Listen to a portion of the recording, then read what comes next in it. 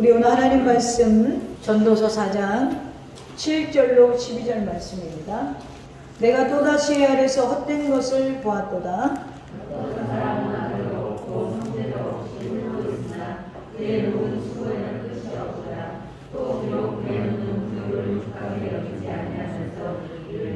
내가 누구를 위하여는 또다시 수고하고 나를 위하여는 풍목을 이기지 못하게 하리라 하여도 그것은 헛되어 행하는 무엇이다.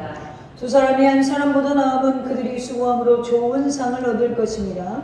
혹시 그들이 넘어지면 나라가 그 물을 들어 일으켜내라. 흘러서 넘어지고 들어 일으킬 자가 없는 자에게는 화가 있으리라. 또 두 사람이 함께 누우면 따뜻하거니와 한 사람이면 어찌 따뜻하랴. 한 사람이면 그래야겠거니와 두 사람이면 맞설 수 있나니 세 겹줄은 쉽게 끊어지지 아니하니라. 아멘.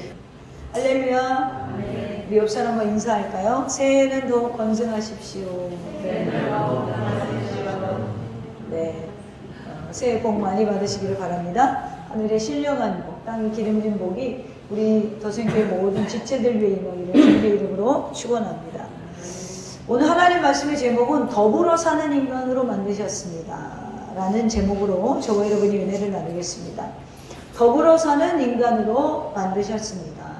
오늘 9절에 보니까 두 사람이 한 사람보다 나음은 그들이 수고함으로 좋은 상을 얻을 것임이라 라고 했어요. 우리가 혼자 가정에서 일하는 것보다, 교회에서 홀로 일하는 것보다, 회사에서 홀로 일하는 것보다 함께 일해서 함께 무언가를 이뤄낸다는 건 참 행복한 일이죠. 그리고 하나님의 일에 있어서도 이렇게 함께 한다는 것이 하나님 앞에는 가장 좋은 열매를 드릴 수 있어요. 저는 개인적으로 우리 그리스도인들에게 있어서 큰 영성 중에 하나가, 여러분은 뭐라고 생각하세요? 제 개인적으로는 연합이라고 생각해요. 이 누군가와 연합하지 못하는 사람은 진짜 별을 떨어뜨리는 능력이 있어도 그 사람은 하나님의 마음을 알 수가 없어요. 하나님은 여러분을 나와 하나가 되자라고 부르셨어요. 우리를 하나님과 따로 떨어뜨려 놓는 것이 아니라 나와 하나가 되자고 부르셨단 말이에요. 그런데 우리는 너무 한국교회는 특별히 영웅이 많아요. 어떤 선교사님이 그랬대요. 그 선교단체는 들어가려면 일단은 모든 주변을 정리해야 돼요. 그러니까 선교사로 다시 일반인으로 돌아올 수 없도록 모든 걸 정리하고 들어가야 돼요. 재산이 1도 있으면 안 돼요. 선교사를 안 받아줘요. 그 단체는. 그런데 그분이 어떤 목사님들, 어떤 무슨 장로님들, 어떤 뭐 CEO들이 와서 하나님 앞에 선교사가 되겠다고 와서 1년, 2년 훈련을 받는데 1년만 딱 지나면 성전에 와서 밤마다 운다는 거예요. 이렇게 운대요. 내가 무슨 죄를 지어서 저 원수 같은 인간을 붙여주셨냐고. 그러니까 하나님의 일을 한다고 모였는데 원수가 되는 거예요. 1년만 지나면. 이렇게 남이랑 사는 게 쉽지 않습니다. 저도 우리 교회가 12명에서 14명이 함께 산 적이 있었어요. 그래서 그 뒤로는 이렇게 사는 거는 안 되겠구나. 아주 철저하게 기도했고. 그러니까 영웅이 너무 많은 거예요. 누구든지 나를 낮추는 자가 높여진다고 했는데 영웅만 있으니까 서로 원수가 되는 거예요. 그래서 저는 기독교 영성에서 가장 최고 높은 경지가 연합이라고 생각해요. 하나 됨. 우리는 하나님과 하나죠. 그리고 그리스도의 몸된 교회를 통하여 교회의 머리 되신 그리스도가 우리 지체들이 그 안에서 하나 되어져 갈 때 하나님이 기뻐하는 교회, 하나님이 기뻐하는 성도가 될 줄로 믿습니다. 오늘 공교롭게도 주일 아침인데 설날이기도 하잖아요. 저는 뭐 그렇게 어렸을 때부터 기독교 집안이라 명절에 대한 그런 게 별로 없어요. 명절에 왜 부흥회를 해요? 쇠뚱맞게 이런 분들도 있고, 그 목사님 되게 특이하다. 그런 분들도 있는데, 여러분 원래 우리나라는요, 명절에 여러분 애들 손잡고 기도원 가는 문화였어요. 우리나라 기독교. 그게 지금 다 바뀐 거지. 그래서 아마도 오늘 많은, 우리 교회는 뭐 어디 시골에 안 가서 그렇지만 많은 교회 성도들이 이렇게 생각할 거예요. 오늘 교회 가야 되나? 고향 가야 되나? 가족들이 온다는데 음식을 준비해야 되는데 이 예배는 꼭 점심시간에 드린단 말이야. 음식을 차려야 되나? 교회를 나와야 되나? 다녀와야 되나? 갈등을 유발할 수 있는 날. 그래서 그리스도인으로서 우리가 명절을 어떻게 지내야 될까? 오늘 그걸 좀 생각해 보려고요. 우리나라 전래 풍습에 의하면 사람이 세상에 태어나면서 한 살을 먹죠. 그리고 해가 바뀌면서 한 해를 맞이하는 첫날인 설을 셀 때마다 한 살씩 먹어요. 이를 기리고 기념하는 뜻에서 그날 새벽에 쌀로 떡을 빚고 고기를 익혀서 떡국을 끓여 먹는 문화가 우리나라 전통입니다. 조선 원조 기록에 의하면 사람이 나이도 설을 단위로 헤아렸다는 걸 알 수가 있는데 이 전통이 이제 6월부터 바뀌어서 우리가 만 나이로 따지게 되잖아요. 또 설은요, 원시 농경 생활의 문화에서부터 우리 선인들은 하나의 농사의 풍작을 이루고 가정의 평안과 행운이 함께하기를 바라는 마음에서 천신과 조상신에게 비는 풍속이 우리에게 있었어요. 자, 한 해를 맞이하는 설은 이런 의미에서 하늘의 축복을 받고 곱고 깨끗한 새 옷으로 설빔을 그래서 지어 입고 매사를 삼가하며 경건하게 지내야 하는 날로 여러 가지 다양한 민속과 함께 아름답게 우리나라가 지켜왔어요. 신께 제사를 올리고 나서 집안 어른과 동네 어른들에게 세배를 드리며 덕담을 받고 그리고 설날에는 어린아이 구별 없이 떡국과 비롯한 맛난 음식을 먹었습니다. 매사의 시작을 그의 일정과 또 잘되도록 복을 비는 덕스러운 마음으로 맞이하는 우리 선인들의 지혜롭고 아름다운 마음가짐을 우리가 볼 수 있는데, 그러니까 설에는 우리나라는 이렇게 준비해요. 음식 준비, 의복 준비, 마음 준비, 그리고 놀이라면 윷놀이를 했어요. 그리고 복잡한 제사도 있었죠. 그렇게 정초에 가족과 친척 그리고 정든 이웃 남녀 구분 없이 어울리는데 행복한 설날인데, 그러면 2023년을 사는 우리 그리스도인들이 어떻게 설을 맞이하고 자세를 가져야 될까? 그리스도인으로서 이 전통을 어떻게 바라봐야 될까? 여러분, 우리 그리스도인들은 그리스도인이라고 해서 이 땅에 안 사는 게 아니에요. 우리도 조상들이 물려준 이 지금 대한민국이라는 땅에 살고 있어요. 또 영원한, 여기서 살면서 영원한 천국을 바라보고 살아가는 사람들이에요. 그러므로 이 민족의 피와 정신을 이 땅에 이어받고 살아온 그리스도인들도 더불어 살아야 돼요. 그럼 어떻게 더불어 살 거냐?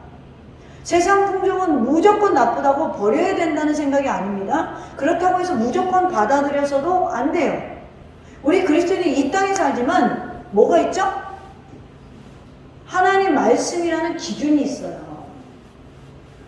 세상 풍속은 다 나쁘다고 버리는 것도 아니고 무조건 받아들이는 것도 아니고 우리 기준은 뭐라고요? 하나님의 말씀이라는 거예요.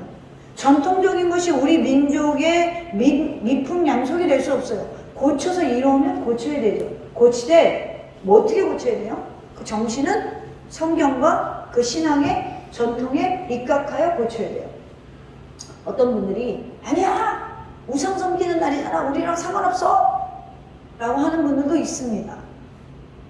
정통적인 분석이 그리스도인들과 상관이 없는 게 아니라 상관이 있어요, 여러분. 왜죠? 여러분들 아직 죽지 않았잖아요. 우리는 아직도 이 땅에 살아가고 있어요.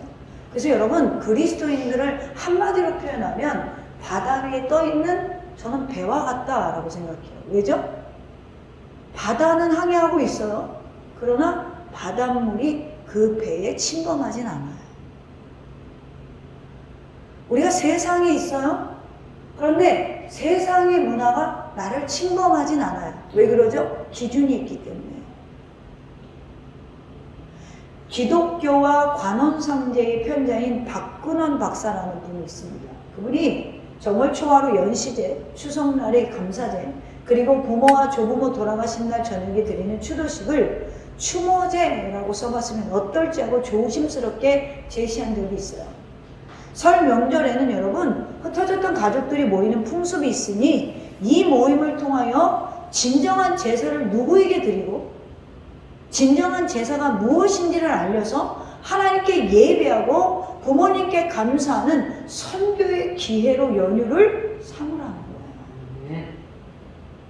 그리고 이때 예배는 세상에 남아있는 자손들이 하나님의 계명과 믿음의 약속 안에서 진실하게 살 것을 다짐하고 앞서가신 조상들의 생명을 이어받은 후손들의 삶을 통해서 더 풍성하게 이어가겠다는 윤리적 다짐 행위가 되어야 하는 것이 우리 기독교인으로서 설 명절을 가장 은혜롭고 또 하나님께 영광을 돌리는 날이 될 줄로 저는 믿습니다. 제가 이번에 제가 결혼을 하고 이번에가 아니죠. 10년 전에 결혼하고 기독교 서점에 가서 제일 먼저 산 책이 뭐냐면 365일 가정예배예요. 그때 제 마음가짐이 뭐였냐면 매일 예배드리는 가정을 만들어야겠다. 매일 예배드리자. 그래갖고 우리 서재에 그 십자가를 하나 걸어놓고 조그만 상을 놓고 맨날 바쁜데 앉혀놓고 예배를 드리는 거예요. 근데 이제 지금은 사실은 매일은 못 드려요. 너무 스케줄이 안 맞아요. 왜 제가 가장 먼저 산 책이 뭐예요? 365일 가정예배. 왜 그럴까요? 여러분, 가정예배가 살아야 아이들이 커도 신앙을 이탈하지 않아요. 애들이 크면 절대 같이 예배 드릴 수 있는 시간이 너무나 적어요. 그래서 제가 한참 양보해서 52주 가정예배 드리는 거예요. 여러분 보세요. 내가 받은 복이 아이들 때문에 흘러가야 되잖아요. 근데 그 사람들이 똑같은 신앙을 안 가졌는데 흘러갈까요? 아이들에 대해 하나님이 주시는 복을 받으려면 여러분 가정예배가 살아있어야 돼요. 가정예배는 너무나 많은데 그 중에 하나 예를 들면 대부분의 가정예배는 아버지나 어머니가 주로 인도자가 되기 때문에 자기가 예배 인도하다가 아이들이 이렇게 얘기해요. 아빠는 근데 왜 그래? 엄마는 왜 화내? 그날 본문이 화내지 말자거든. 그러면 엄마와 아빠가 뭐가 딱 깨달아지면 아, 내가 신앙으로 본이 돼야 들어먹는구나 라는 걸 깨달아요. 그러니까 엄청난 유익이죠. 엄청난 유익이에요. 왜요? 아이들을 통하여 나 자신을 보게 되니까. 두 번째 유익은 뭔지 아세요? 가정예배를 인도를 계속하면 내가 본이 되려고 노력하고 또 하나는요. 가정예배에서 예배의 리더가 되면 교회에서 뭘 딱 시킬 때 리더가 쉽게 돼요. 왜요? 인도를 해봤으니까.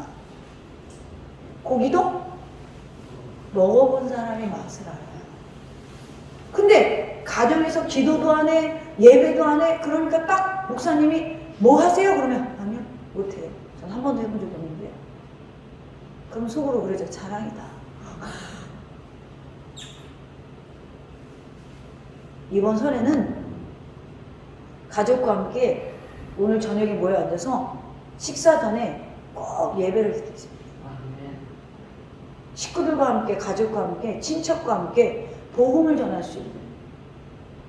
우리 오 집사님은 책을 갖고 가는 거예요. 부모님 만나러 가시는데. 예배 드리는 거예요. 이게 되게 쑥스럽잖아요. 그걸 극복해야 돼요. 극복해야 돼요. 그것이 주님이 바라는 설 연휴의 모습이라는 거예요. 자, 그럼 오늘 본문을 좀 살펴보겠습니다. 오늘 9절에 두 사람이 한 사람보다 나으면 그들이 수고함으로 좋은 상을 얻을 것임이라 라고 말씀했죠. 그런데 요즘은 뭘 좋아하죠? 혼자 사는 걸 좋아해요. 혼자 사는 것이 편해요. 지금 우리나라 인구는 늘지 않는데 계속 주택이 부족한 이유. 혼자 사는 사람이 많기 때문에 그래요. 사실 혼자 살면 인간관계에서 비롯되는 갈등이 없기 때문에 편할 수 있습니다. 그 대신에 혼자 사는 사람에게는 반드시 고독과 허무가 있다라고 이야기하는 거예요. 전도자는 이에 대해서 7, 8절에 이렇게 말씀하시죠.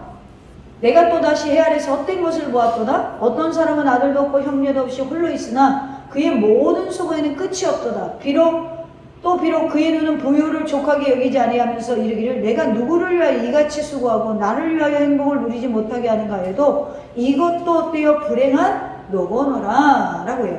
자, 본문에 보면 주위 아들도 없고 형제도 없고 홀로서는 어떤 사람의 이야기를 전도자가 보고 기록하고 있는 거예요. 열심히 일해서 재산을 모으고 있는데 그것이 눈에 차지 않고 행복을 누리지 못한다라는 거예요. 여러분, 가족은요, 나의 울타리고 든든한 버팀목이에요. 나만을 위해서 사는 인생은 재미가 없어요. 부모의 기쁨은 자식을 위해서 수고하는 것, 우리가 소중한 가족들을 위해 수고한다는 것은 생의 보람이고 기쁨이고 행복이에요. 인간은 본질적으로 더불어 살아야 돼요. 그래서 인간은 사회적인 존재라고 합니다. 우리 인간은 혼자 살 수 있는 존재가 아니에요. 도우면서 살아야 돼요. 데일 카네기는 자수성가한 사람이 있을 수 없다라고 했고요. 아인슈타인은 나는 하루에도 여러 번 내 인생에 얼마나 많은 동료들의 노력으로 이루어졌는지를 생각한다. 오늘 본문은 부부로 시작해서 가족 전체, 가문 전체, 그러니까 형제, 그리고 더 나아가서 교회 공동체까지 확장되어지고 있어요. 자, 이들의 말은 현실에서 한 사람의 노력만으로는 성공할 수가 없다라는 거예요. 그렇습니다. 사람은 혼자 힘으로 살아갈 수 없어요. 만약에 여러분들이 신앙생활을 하는데 이 더샘교회라는 울타리가 없고 혼자 한다라고 생각해 보세요. 가능할까요? 불가능해요. 혼자 할 수 없어요. 요즘에 왜 크리스찬들의 능력이 떨어집니까? 유튜브 신자가 너무 많아서 그래요. 혼자 1인 교회, 1인. 이게 너무나 많은 거예요. 그러니까 뭐예요? 외풍이 불면 추워요. 고난이 오면 쓰러져요. 왜? 버팀목이 없기 때문에 그래요. 그렇습니다. 우리는 혼자 신앙생활 할 수 없어요. 혼자 살아갈 수 없어요. 음으로 양으로 주변 사람들, 특별히 우리는요, 지금까지 부모, 자녀, 그리고 형제, 그분들의 도움이 있기 때문에 우리가 존재한다라는 거예요. 겸손한 사람은 부모님 덕분에, 배우자 덕분에, 가족 덕분에, 형제 덕분에, 오빠 덕분에, 동생 덕분에 이렇게 영광을 돌려요. 오늘 이런 감사를 나누는 설 연휴가 되기를 주님의 이름으로 축원합니다. 오늘 본문의 말씀은요, 더불어 사는 축복에 대해서 말하는데, 그래서 오늘 제목이 더불어 사는 인간이다 라고 했잖아요. 그러면 왜 더불어 사는 게 좋은가? 첫째로, 더불어 사는 이유가 좋은 것은 수고함으로 상을 얻을 수 있다라고 오늘 본문에서 말씀합니다. 9절에 보면 두 사람이 한 사람보다 나오면 그들이 수고함으로 좋은 상을 얻을 것임이니라 라고 했더니 어떤 목사님들이 하늘의 상을 이야기하기도 해요. 그런데 세번역 성경에 보면 정확하게 번역이 되어 있어요. 혼자보다는 둘이 더 낫다. 두 사람이 함께 일할 때 더 좋은 결과를 얻을 수 있기 때문이다 라고 번역이 되어 있어요. 자, 두 사람이 협력할 때 좋은 결과를 낸다 라는 것이죠. 여기서 우리가 보는 성경의 상이라는 말은 두 사람의 협력으로 얻어지는 갖가지 유익을 말하는 것입니다. 두 사람 즉 부부가 협력함으로, 또 교회에서 성도가 협력함으로, 또 회사에서 직장에서 동료와 협력함으로 얻을 수 있는 유익이 뭘까? 대표적으로 부부가 얻을 수 있는 건 창세기 18장 이하에 보면 하나님이 아들을 만드시고 독초하는 것이 좋아 보이지 않아서 하와를 돕는 배필로 주셨다라고 해요. 돕는 배필. 하나님께서, 근데 여러분, 하나님이 어떤 분이죠? 도우시는 분이잖아요. 근데 여기에서 아내를 만들고 돕는 배필과 하나님이 도우셨다는 말이 히브리어로 에제르, 같은 말로 쓰여져요. 그러니까 지금 돕는 배필이라고 해서 우리나라의 그 전통 남성상에는 여성은 나를 도와만 줘야 돼, 이런 의미였잖아요. 근데 하나님이 우리를 도울 때는 어떤 개념이죠? 하나님이 도우시면 모든 것이 가능한 개념이잖아요. 그죠? 할렐루야? 그러니까 이 돕는이라는 단어가 이 히브리어로 에젤인데 여성을 만들고 돕는 것과 그리고 하나님이 도우실 때 돕는다라는 단어가 똑같아요. 그럼 뭐죠? 인간은 혼자는 완벽할 수 없다라는 거예요. 그래서 시편 30편 20절에 보면 우리 영혼이 여호와를 바라며 그는 우리의 도움, 이때도 에제르를 써요. 시편 120편 1편에도 내가 산을 향하여 눈을 들리라 나의 도움, 이 도움도 에제르예요. 오늘 본문에 하나님이 부부로 시작해서 가족 모두에게 확장되어지는데 부모 자녀만은 많이 해요. 마찬가지예요. 자녀가 부모를 인정해주면 부모님은 세상에 무엇보다도 천군만마를 얻는 기분이죠. 그러니까 예전에는 제가 왜 부모와 자녀는 세대 차이가 있잖아요. 그러니까 자꾸 내 눈에 보기에 이 어머니라는 그 세대 차이를 극복을 못하고 엄마 요즘 세대는 그래, 엄마 요즘 세대는 그래. 그러니까 엄마가 바뀌어야 돼. 그렇게 얘기했단 말이에요. 근데 성경을 보고 나니까 개념이 좀 달라져요. 어떻게 달라지냐면 엄마 멋져. 엄마가 우리 엄마랑 기분이 좋아. 엄마가 최고야. 이 한마디에 회춘해요. 할렐루야. 오늘은 부모님이 가서 그렇게 말씀하세요. 그리고 부모님이 돌아가신 분들도 있잖아요. 여기 뭐 이제 연세들이 있는 분들이 있으니까. 그런 분들은 어떻게 해야 돼요? 주변에 부모 같은 분들이 있잖아요. 그렇게 감사를 돌려보세요. 여러분, 인간은요, 이렇게 함께하면 의지가 돼요. 그렇기 때문에 하나님께서는 전도를 위해 제자들을 파송하실 때 둘씩 짝을 지어서 보내지 혼자 보내지 않았어요. 함께할 때 힘이 나기 때문에 그래요. 신앙생활에 있어서도 가장 중요한 게 마태복음 18장 19절에 보니까 진실로 다시 너에게 이르노니 너희 중에 두 사람이 땅에서 합심하여 무엇이든지 구하면 하늘에 계신 내 아버지께서 그들을 위하여 이루게 하시리니 라고 했어요. 또한 20절에도 보면 두세 사람이 내 이름으로 모인 곳에 나도 그들 중에 있느니라 라고 말씀하셨어요. 우리가 신앙의 길은 가는 데 있어서 반드시 동행자가 필요해요. 가족이야말로 가장 좋은 동행자예요. 가족들이 신앙 안에서 하나가 되지 못하면 여러분 사실 걸림돌이 됩니다. 저도 걸림돌이 된 적이 있었어요. 그런데 가족이 연합을 하면요, 서로가 서로에게 엄청난 디딤돌이 되어지고 발전할 수 있는 가능성이 열려요. 아굴라와 브리스길라는 함께 수고하며 바울의 선교를 도왔고, 입이 뻣뻣한 모세를 위하여 누가 있었어요? 형 아론이 대변자가 되어줬고요. 안드레는 그의 형 베드로를 전도하여 주님의 제자가 되었고요. 나사로, 마르다, 마리아 3남매는 믿음 안에서 서로 의지하며 살았고 예수님의 특별한 사랑을 받았어요. 우리 이제 변성도님도 나사로, 마르다, 마리아 같이 두 여동생이 있잖아요. 그런 예수님의 사랑을 특별하게 받으시기를 축원합니다. 네. 그게 그리스도 안에서 하나가 된 거잖아요. 예수님 안에서 가족이 한 마음으로 따뜻하고 연합하여 기도하면 하나님께서 그 자리에 함께 하시고 응답하신다. 올해는 온 가족이 수고함으로 여러분의 집안에 가문에 좋은 일들, 좋은 결과를 거둘 수 있기를 주님의 이름으로 축원합니다. 두 번째로 함께 더불어 한다는 게 좋은 게 서로 위로할 수 있기 때문입니다. 오늘 10절에 보면 뭐라고 합니까? 혹시 그들이 넘어지면 하나가 그 동물을 붙들어 일으키려니와 홀로 있어 넘어지고 붙들어 일으킬 자가 없는 자에게는 화가 있도다. 이 성경을 세번역 성경에 보면 그 가운데 하나가 넘어지면 다른 한 사람이 자기 동물을 일으켜줄 수 있다. 그러나 혼자 가다가 넘어지면 딱하게도 일으켜줄 사람이 없다. 이렇게 되어 있어요.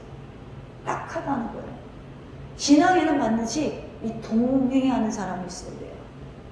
가정도 그렇고 직장도 그렇고 함께하는 사람. 사람들은 가끔 혼자 있고 싶을 때가 있죠. 저도 그런 생각을 합니다. 그러나 그건 잠시뿐이고요. 결코 혼자 사는 인간이 잘 지내지 못해요. 그렇기 때문에 사람들과 어울리게 되고 옳고 그름을 떠나서 다수의 사람들을 쫓아가는 거예요. 만약에 제가 가족이 없었다면 이 치열한 목회의 전투에서 낙오자가 됐을 거예요. 저희를 지지해주고 저를 위로해주고 저를 세워준 가족이 있었기 때문에 만약 여러분에게 제가 없었다면 또 저에게 여러분이 없었다면 새벽에 이 기도를 하겠어요? 만약에 여러분이 없었다면 저는 정말 이기적인 사람이 되었을 거예요. 그러나 내 영적인 가족, 더셈의 지체들이 있기 때문에 저 또한 타인을 위해서 살아가는 사람이 된다는 거예요. 이 세상은 여러분 놀이터입니까? 아니요, 전쟁터예요. 사업하는 사람들만 해도 전쟁터에 사는 걸 실감해요. 가깝게 또 같은 업종이 생겨요. 그럼 얼마나 불안해요. 우리 손님 뺏길까봐. 전쟁터예요. 교회는 또 어때요, 요즘에? 교회도 전쟁터예요. 얼마나 많은 교회들이 있는지 몰라요. 여러분, 성도들은 하나님의 전시갑주로 무장해서 또 뭐와 싸워야 되죠? 거친 환경과 마귀와 나의 죄와 싸워야 되잖아요. 원수 마귀와 싸워서 이겨야 된다고 에베소서 6장 11절에 말씀해요. 그러나 확신을 가지고 걸어가다가도 우리가 어려움이 닥치면 두려워 떨며 의심하다가 넘어지는 것이 우리 연약한 인간이다라는 거예요. 그러므로 갖가지 유혹과 실패로 인해 낭망하고 무의미와 회의감에 젖어 있을 때 옆에서 위로하고 붙들어줄 수 있는 신앙의 동행자가 필요한 것입니다. 동행자가 있는 사람은요, 넘어져도 재기할 수가 있어요. 주변에 많은 사람이 있어도 사실 속마음을 털어놓을 수 있는 사람이 거의 없어요. 인생은 외롭고 고독합니다. 그러나 여러분, 인간은 안 들어줄지라도 하나님은 여러분의 외로움과 고독을 들어주세요. 할렐루야. 좀 더 인간을 넘어서 하나님과 하나됨에 좀 더 성장해 나갈 수 있는 저와 여러분 되기를 주님의 이름으로 축원합니다. 세 번째로 더불어 사는 이유가 좋은 것은 서로 사랑하기 때문에 그래요. 11절에 보면 또 두 사람이 함께 누우면 따뜻하거니와 한 사람이면 어찌 따뜻하랴 라고 했더니 요즘 젊은 사람이래요. 전기 매트 있는데요. 전기 매트 있으니까 금방 따뜻해지잖아요. 우리나라는 온수 매트 있고 온돌 매트 있으니까 혼자라도 따뜻해요 이렇게 말하더라고요. 그러니까 이게 여러분 팔레스타인 지역에는 온돌 문화가 아니잖아요. 팔레스타인 지역에는 온도가 높으나 밤에는 기온이 떨어져서 추워요. 그러니까 혼자 자면 춥습니다. 그럴 때 친구나 부부가 있을 때 두 사람이 누울 때 빨리 따뜻해진다는 의미가 지금 우리나라처럼 온돌 문화가 아닌 유대 사회에는 오늘 본문이 굉장히 실감이 나는 거예요. 사람이 유난히 추위와 고독을 느낄 때가 언제죠? 깜깜하고 고요한 밤이에요. 그러나 함께 잠을 잘 수 있는 가족이 있는 사람에게는 고독이 있을 수가 없어요. 추위도 이길 수 있고 두려움도 물리칠 수 있습니다. 교회도 마찬가지예요. 사회생활도 마찬가지예요. 누군가 함께 있을 때 이 추운 고난의 터널을 마음 훈훈하게 견뎌나갈 수 있는 거예요. 제가 정말 교회가 어렵고 힘들 때 제가 간절했던 마음이 뭐냐면 내 마음을 알아주는 사람이 하나도 없는 거예요. 교회 성도들이 있는데 목회자의 마음을 알아주는 사람이 하나도 없는 거예요. 그래서 이게 목회자와 성도의 한계고 그리고 인간의 한계구나 라면서 제가 누굴 더 바라봤겠어요? 하나님을 더 바라봤겠죠.